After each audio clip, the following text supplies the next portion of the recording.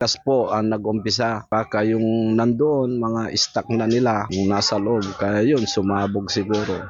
Kasi kataon na Christmas party, nagiinuman po.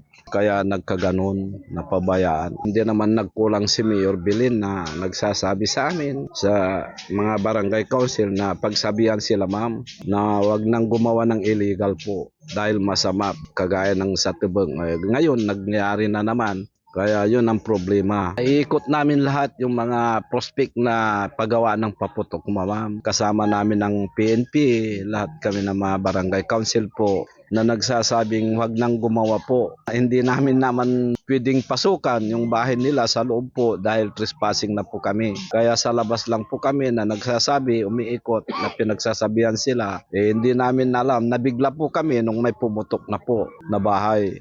Mas maganda po yung mga tanod ko po na tingin na lang po, napabantayan lahat yung sitio na yun. Doon talaga yung sitio na paggawaan ng paputok po. Kaya pamonitor ko sa mga tanod ko na doon na lang sila magbantay po. Opo, taga rito po ma'am, opo. Paalala ko lang po sa mga consequence namin sa Bakayan Norte.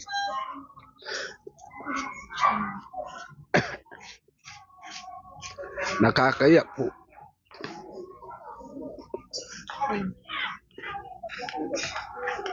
Doon sa nangyaring dalawang bata. Kasi kawawa naman sila. Nadamay lang po. Kaya paalala ko lang po, tigilan na lang po yung gumagawa ng illegal na paputok. Salamat po. Binigyang diin ng barangay ang kahalagahan ng mas mahigpit na pagbabantay sa Sitio Bukig at iba pang lugar upang maiwasan ang kahalintulad na trahedya.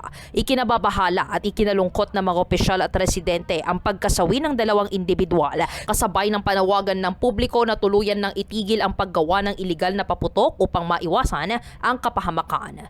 Para sa programang Bombo Hanay Udugto, Patrol numero 3, Bombo Nerissa Ventura nag-uulat. This is Bombo Radio Philippines, the #1 and most trusted source of news and information. Basta Radyo, Bombo!